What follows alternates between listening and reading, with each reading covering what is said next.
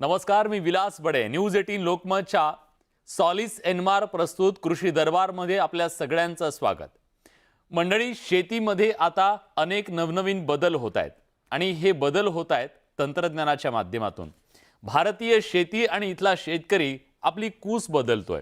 नव्या तंत्रज्ञानाच्या माध्यमातून इथला शेतकरी कात टाकतोय आणि या सगळ्या बदलत्या परिस्थितीमध्ये त्याला पुढे कसं जावं याच्यासाठी मार्गदर्शन करण्यासाठी विविध योजना आहेत, पण त्या योजनांची माहिती त्यांच्यापर्यंत पोहोचत नाही. नवं तंत्रज्ञान कुठलं आहे, ते आपल्या शेतीमध्ये कसं वापरायचं, अशा अनेक प्रश्न त्याच्या मनात सातत्याने येत असतात. म्हणूनच कृषी दरबारमध्ये आज त्या सगळ्या प्रश्नांचा उहापोह आपल्याला करायचा आहे आणि त्यासाठी मार्गदर्शक म्हणून आपल्या सोबत आहेत मान्यवर पाहुणे. आपल्या सोबत आहेत शेती तज्ञ आधुनिक शेतकरी भगवान कापसे सर. कापसे सर, स्वागत आहे तुमचं न्यूज 18 लोकमतमध्ये. आपल्यासोबत कृषी तज्ञ मनोज जवंजाळ सुद्धा जोडले गेलेले आहेत. मनोज सर, तुमचं सुद्धा स्वागत. कृषी दरबारची सुरुवात स्वाभाविकपणे त्या प्रश्नाने आहे आणि मला कापसे सरांकडून जाणून घ्यायचं आहे.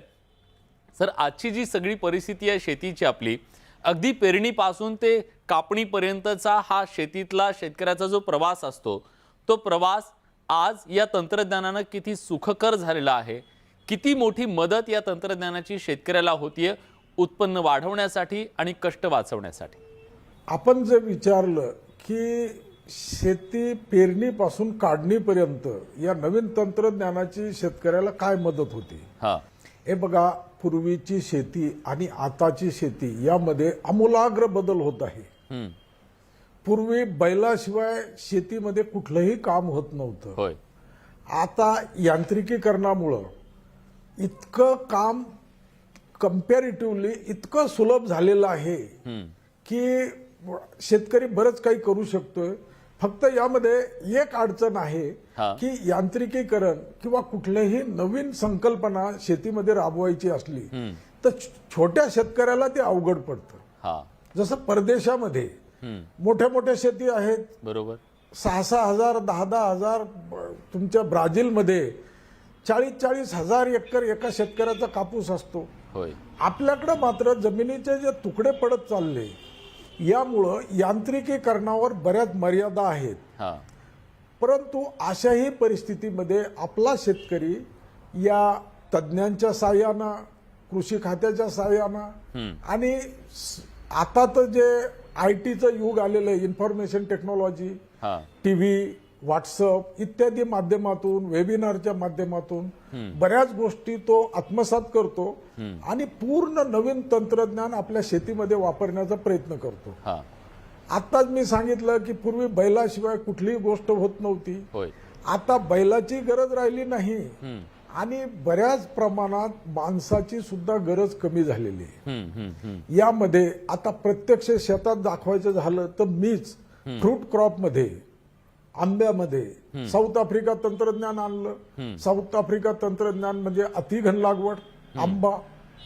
आंब्याची अतिघन लागवड केली. एकीकडनं अंतर नॉर्मल ठेवायचं म्हणजे 4 बाय 1.5 मीटर, एकीकडनं अंतर नॉर्मल म्हणजे 4 मीटर ठेवलं आणि एकीकडनं 1.5 मीटर केलं की अशा ओळीच्या ओळी तयार होतात आणि त्या ओळीच्या मध्ये फक्त मेहनत करायची, खोडाकडे जायचं नाही. ही संकल्पना खोडाजवळ ड्रिंक करून वगैरे वगैरे हे प्रकार आता सगळे बंद झालेले आहेत.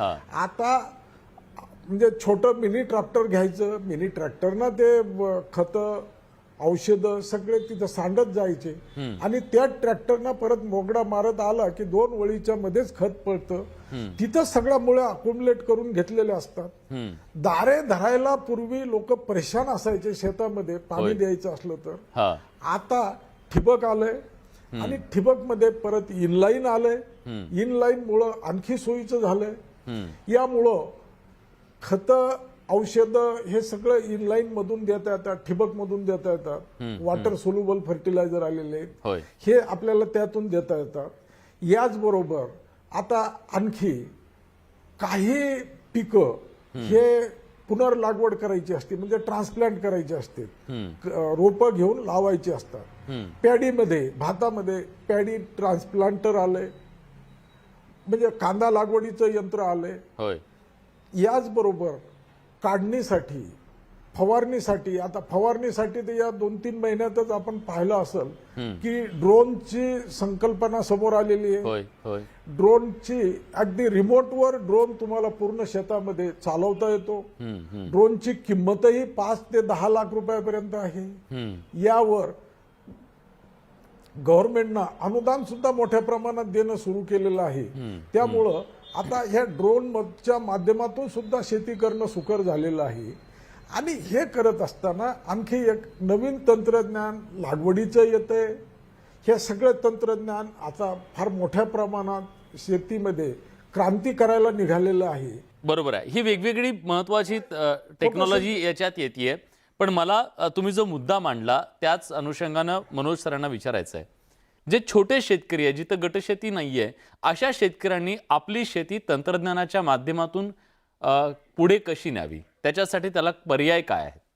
नाही, जसं कापसे साहेबांनी सांगितलं त्याचप्रमाणे ज्या छोट्या शेतकऱ्यासाठी गटशेतीशिवाय उपायच नाही आहे. त्याला कारण म्हणजे छोट्या शेतकऱ्याची जी कॅपॅसिटी आहे, जसं आता अवजारावर आपण बोललोय, ज्याला मेकॅनायझेशन म्हणतात, काळानुरूप बदल. जसं सरांनी सांगितलं की पहिले बैलजोडी खरेच होतं तेव्हा माणसं होते, मजूर मिळत होते, लेबर मिळत होते. परंतु आजची परिस्थिती अशी आहे की आता लेबर पण कमी झाले शेतीमध्ये आणि ते परवडण्यासही झालंय. त्याच्यामुळे मेकॅनायझेशन कडे हळूहळू वळत सर्वच आहे. परंतु लहान शेतकऱ्याचा अडचण आहे, हे गोष्ट खरी आहे. त्याला कारण म्हणजे त्याची इकॉनॉमी तेवढी सुदृढ नाही आहे की तो लहान ट्रॅक्टर घेईल किंवा अवजार घेईल. तर त्याच्यामुळं कसं आहे की आम्ही जे प्रत्यक्षात प्रॅक्टिकली वर्क करतो, माझा पण गट आहे, मी फार्मर प्रोड्युसर कंपनीचा एक अध्यक्ष पण आहे, नागपुरी संत्रा फार्मर प्रोड्युसर कंपनीचा.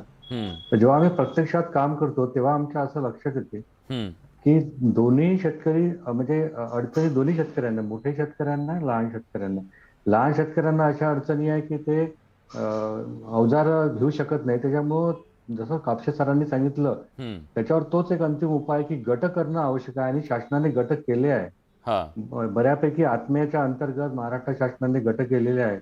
त्या गटांना जर मला असं वाटते की म्हणजे सबसिडीमध्ये लहान ट्रॅक्टर जसं 36 HP 4 व्हील ड्राईव्ह ट्रॅक्टर निघाले, त्याच्यानं पेरणी पण करणं होते, डवरणी करणं होते, त्याच्यानं स्प्रेइंग पण करणं होते आणि त्याच्यामध्ये सर्व खत देण्यापासून सर्वच उपलब्धता आहे, म्हणजे मजूर लागत नाही.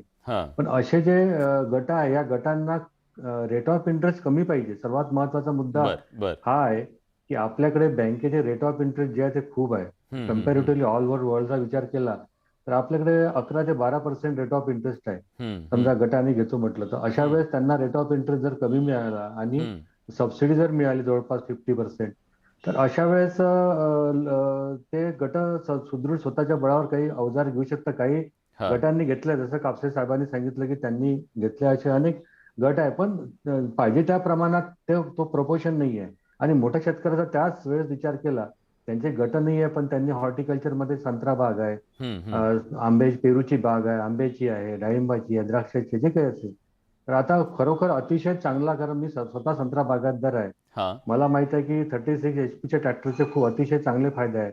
त्याच ट्रॅक्टरनी आपण व्हायब्रेटिंग ट्रॉली लावली तर खत देऊ शकतो, शेणखत. त्याच ट्रॅक्टरनी आपण स्प्रेइंग पण करू शकतो, आपण जर स्प्रेअर लावला तर. त्याच ट्रॅक्टरनी आपण रोटा मल्चर निघालाय, गवत पण कापू शकतो. आणि त्याच ट्रॅक्टरनी आपण इतर पिकाचं पण संवर्धन करू शकतो. छोट्या शेतकऱ्यांपर्यंत हे तंत्रज्ञान पोहोचवण्यासाठी काही अशा अवजारांच्या बँका तयार होऊ शकतात का? काही लोकांनी एकत्र येऊन तशा प्रकारची सेवा देण्याचा प्रयत्न केला तर तसं काही होऊ शकतं का? त्याच्याबद्दल तुमचं काय म्हणणं आहे? हे बघा, अशा प्रकारची पहिली योजना महाराष्ट्र सरकारनंच काढली होती 1973-74 ला. जे कृषी पदवीधर झाले आमच्या काळामध्ये, त्यांनी एक ट्रॅक्टर त्यांना गव्हर्नमेंट द्यायचं. त्यावेळेस ट्रॅक्टर म्हणजे अतिशय नवीन गोष्ट होती. एक ट्रॅक्टर द्यायचं गव्हर्नमेंट आणि त्याला कृषी सेवा केंद्र सुरू करून द्यायचं. ते ट्रॅक्टर त्यांना त्या भागामध्ये शेतकऱ्यांना भाड्यानं द्यायचं. त्यातून काय उत्पन्न मिळेल ते बघायचं. म्हणजे तेव्हापासून हे सुरू झालेलं आहे. आणि आता ते मोठ्या प्रमाणात एक्सपांड होतंय, पांगतंय.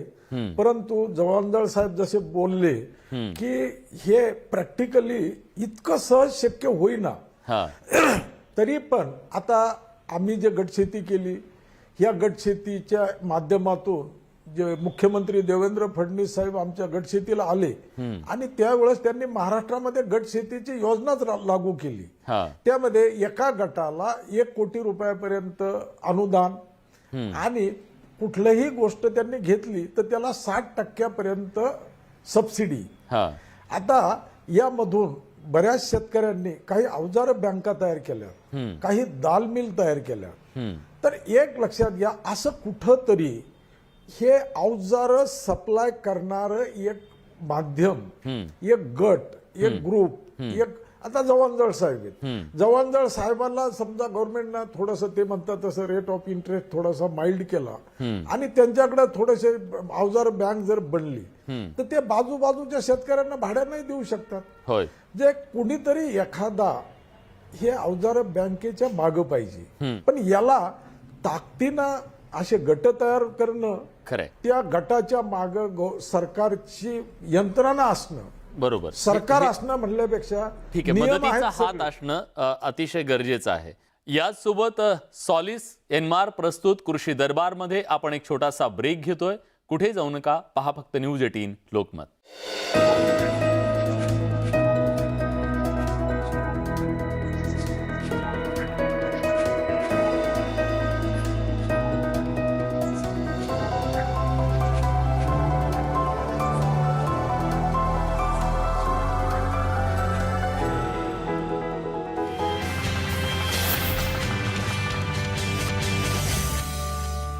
ब्रेक नंतर तुमचं पुन्हा एकदा स्वागत. तुम्ही पाहताय सॉलिस एनमार प्रस्तुत कृषी दरबार. आपण जाणून घेतोय शेतीतल्या तंत्रज्ञानाबद्दल तज्ज्ञांची मतं. आज या सगळ्या तंत्रज्ञानामध्ये अनेक जी वेगवेगळी तंत्रज्ञानं वापरली जातात, त्याच्यामध्ये ट्रॅक्टर ही जी आहे ते खऱ्या अर्थानं शेतकऱ्यांचा जवळचा मित्र असा ठरतोय. या ट्रॅक्टरनं किती आमूलाग्र बदल केलेला आहे शेतीमध्ये आणि ते किती महत्त्वाचं ठरलंय, त्याचं योगदान.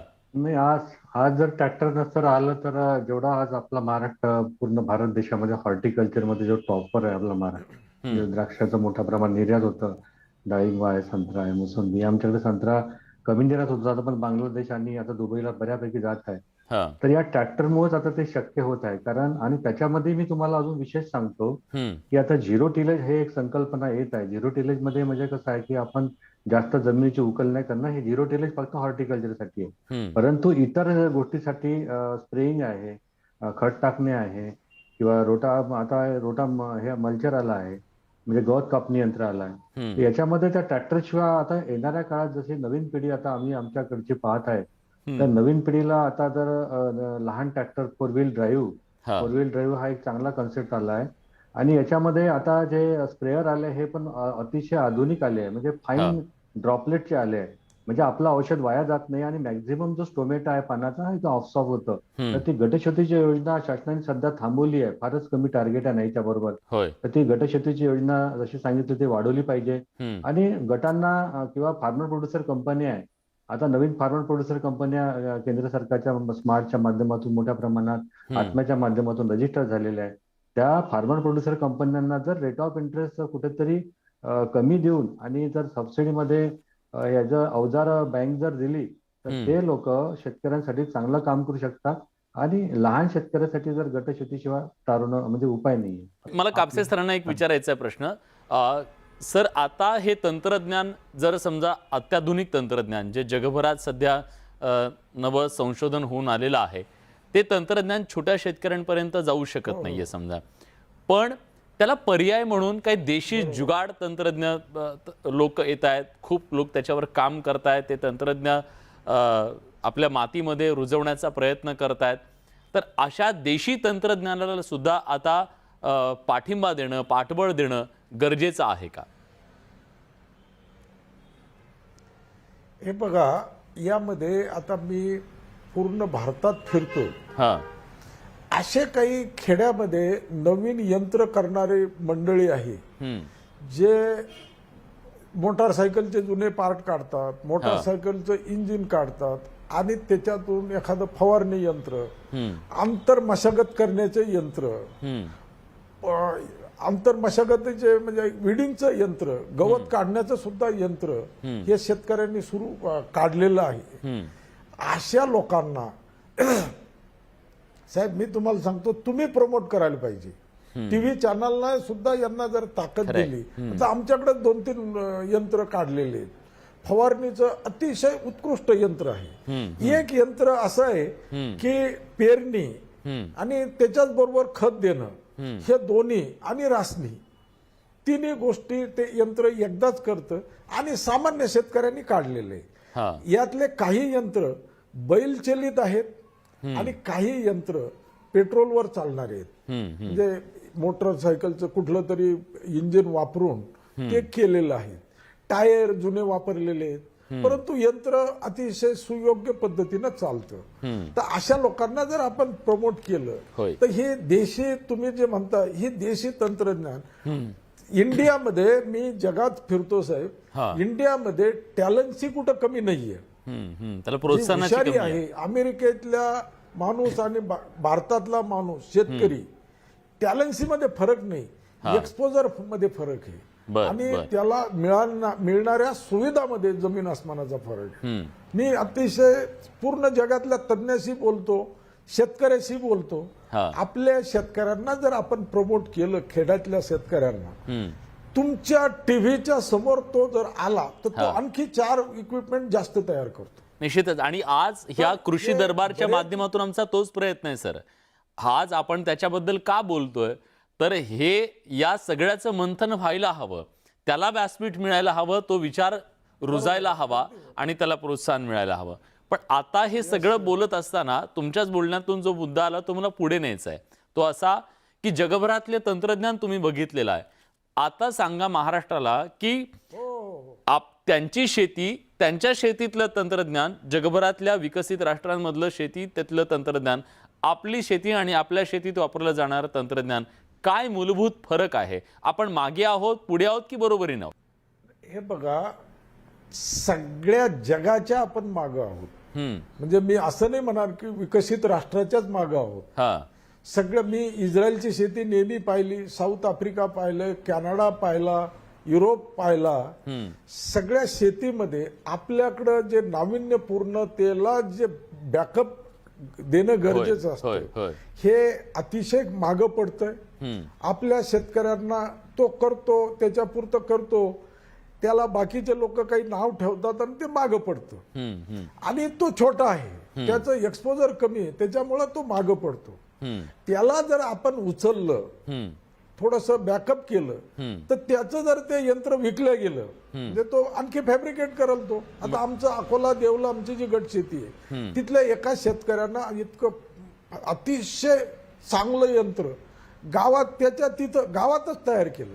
खरंय. म्हणजे पाहिजे तर ह्या संशोधकांना सुद्धा आणि पुन्हा त्याचे कारखाने निर्माण करणाऱ्यांना सुद्धा पाठबळ मिळणं, प्रोत्साहन मिळणं गरजेचं आहे असं तुम्ही म्हणताय. पण मला वेळ खूप कमी आहे. बरोबर. मला मनोज सरांना विचारायचं. मनोज सर, आता पारंपरिक शेतीतून आपल्याला तंत्रज्ञानाचा आधार घेऊन शेतीमध्ये आमूलाग्र बदल करणं गरजेचं आहे. तुम्हाला काय वाटतं, या सगळ्या परिस्थितीत शेतकऱ्यांनी काय करावं आणि सरकारनं काय करावं? प्रत्येकाची भूमिका काय असावी? नाही, याच्यामध्ये आता काळानुसार तर बदल होणं गरजेचं आहे. सर्वांनाच कल्पना आहे, गव्हर्नमेंटलाही आहे, आपल्या सर्वांना आहे. परंतु याच्यामध्ये जे धोरण असते, शेतीविषयक जे धोरण आहे, जसं आता कापसे साहेबांनी पूर्ण जगाचं फिरून आले, मी पण इस्रायलला जाऊन आलो 2 वर्ष अगोदर. तर एक तर त्यांचे एकरेजेस मोठे आहे, आपले इकडचे एकरेजेस कमी आहे, कारण तिथे मेकनायझेशन मोठ्या प्रमाणात आहे.